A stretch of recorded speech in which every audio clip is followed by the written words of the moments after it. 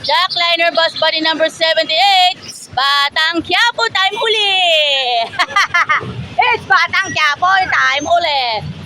Shoutout muna, good morning to Boss Jaime Chua, Ma'am Aida Chua, and of course, Boss Gerald Chua and Ma'am Cathy Flores, Ma'am Winona Solana Fredo, and Ma'am Madeline Galicia, and of course, Ma'am Yuli Landicho.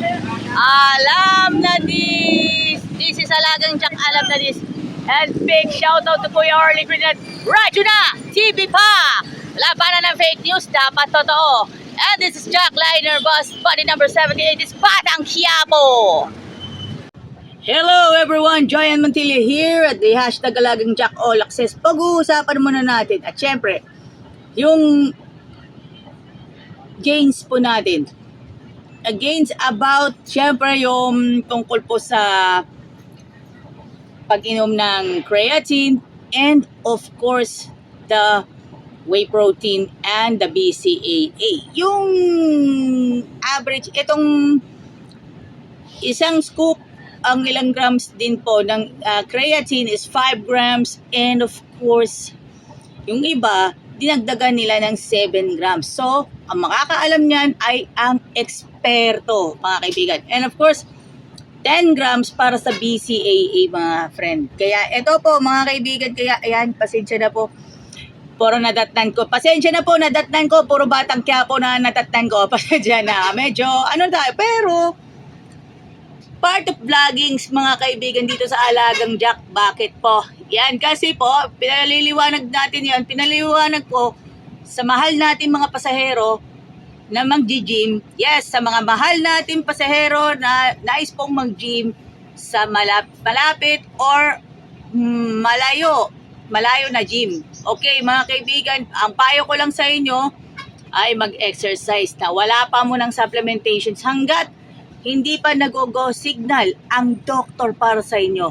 Okay, magpa-consulta muna kayo sa doctor bago kayo mag-exercise, mag-gym. Sa mga may special needs po, mga kaibigan, ang autism level 1 and 2, pwede pa rin sila mag-gym. Basta yung specific hours ng limitations, mga friend. Pero yung sa autism level 3, mga kaibigan, ay sa bahay lamang po sila. At meron po silang exercise equipments na meron din po sa kanila. Well, mga kaibigan, kaya po, sinasabi ko na lang po sa inyo, hindi po ito basta-basta. Kaya po ito, para sa inyo to, dahil po ito ay paalala muna tayo uli. Kasi syempre naman ito, pinag-uusapan naman muna natin itong tungkol po sa pag-inom ng creatine and BCAA. So, ito purposely, pero ang ilan naman po ay nakukuha naman talaga sa pagkain, sabay ito ng exercise and proper nutrition, mga kaibigan. So, ayon po, so makakaalam po ay ang eksperto lang po makakaalam. Yes, mga kaibigan, eksperto lang talaga. Shoutout nga pala kay Boss Poging TikToker. Siyempre mga kaibigan, and siyempre malapit din kasi sa atin at siyempre magkaiba po kami ng street. Nara. Si Kuya Joseph Latonero. Nara Street po, mga kaibigan. Acacia Park Homes. And of course, dito po sa Alagang Jack, dito natin pinag-uusapan about whey protein. Grabe. Whey protein po, mga kaibigan. So, whey protein, about yung kailangan, tama lang kasi yung servings ng whey protein. Yung whey protein servings ay tama lang naman talaga. Of course,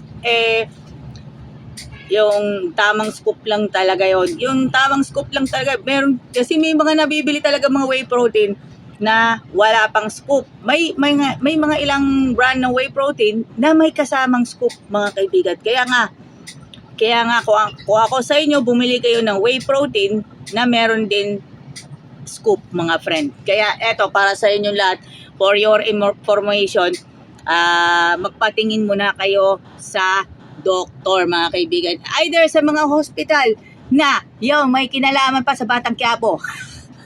Yun, hospital. Yan, siyempre, hospital yon, mga kaibigan.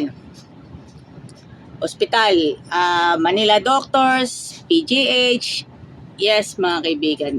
Manila Doctors, PGH, mga kaibigan. So, eto po yung para sa inyo. So, eto para sa inyo. So, para sa mga drivers and conductors ng jackliner na hindi sila makapagpunta sa gym, dapat may dala kayong barbell and dumbbell set na inilalagay ninyo sa istribo ng bus, mga kaibigan.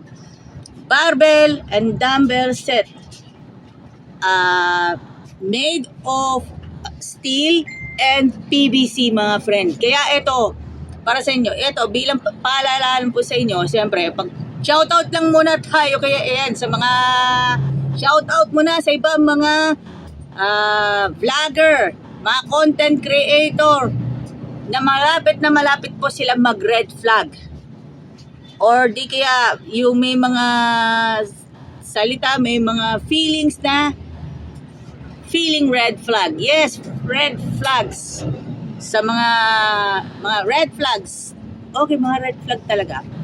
Red flag, mga kaibigan.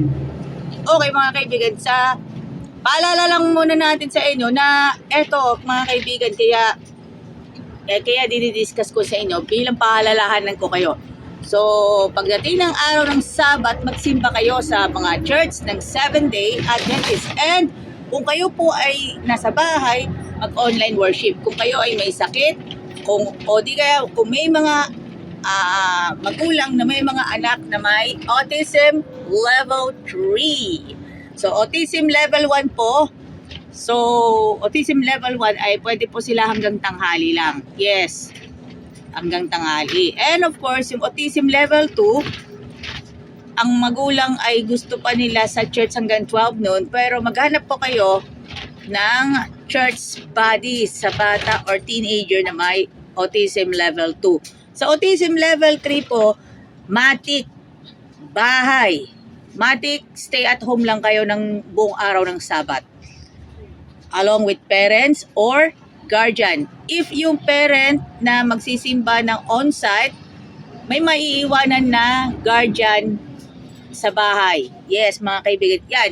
This is a very important para sa mga persons with autism level 3. Pero ito, mga kaibigan, shoutout muna tayo sa Autism Society of the Philippines. Of course, sa mga kaibigan po natin sa jackliner. Thank you. And of course, sa Adventist Possibility Adventist Possibility Ministries, mga kaibigan. Okay, well, hanggang dito lang muna tayo sa ating mga vlog content po natin. Ay thank you very much po. Ayan, shoutout muna kay Kuya Aaron Delmo, kay Kuya Ramil Almonte. And of course, at syempre, shoutout muna kay Eddie Derman. At kay Ricky Guy. Kahapon, nasakyan ko yan ay 88,150. Ngayon naman, 78. Sa kada punta ko lang ng gym, ay madalas kong datnan yung biyaheng Batang Quiapo, mga friend. Pero okay lang naman ha. Okay lang. This has been Joyan Montilla. Maraming salamat po. Batang Quiapo. Mga kaibigan,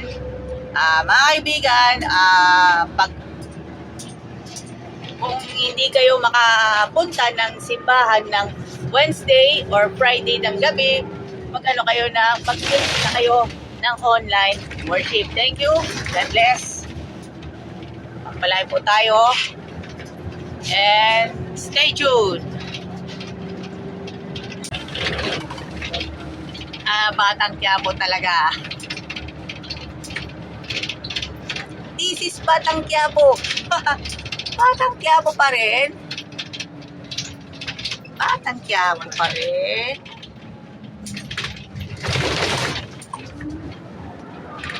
Thank you very much po sa lahat ng ating mga taga-subaybay here at Jackliner. Especially sa lahat ng mga members ng Idols Fitness Gym, San Pablo City. Mabuhay po tayong lahat! The finest quality of Adventist education in the heart of San Pablo City, Laguna. SCLC Adventist School Incorporated San Rafael. Enroll now at SCLC Adventist School San Rafael to enjoy the best quality Adventist education.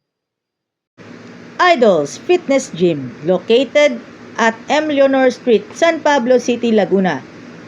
Gym na tayo, only here at Idols Fitness Gym.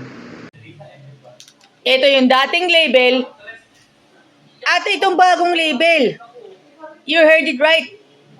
Same taste. Iisang brand lang ang ating hinahanap-hanap-hanap. Siyempre, one and only, Country Veggie Foods. Tara, let's kain na sa Veggie Yum, located at 240 Maharlika Highway, Barangay San Rafael, San Pablo City, Laguna, malapit sa SM City, San Pablo. Alagang Jack is getting ready for Harvest 2025.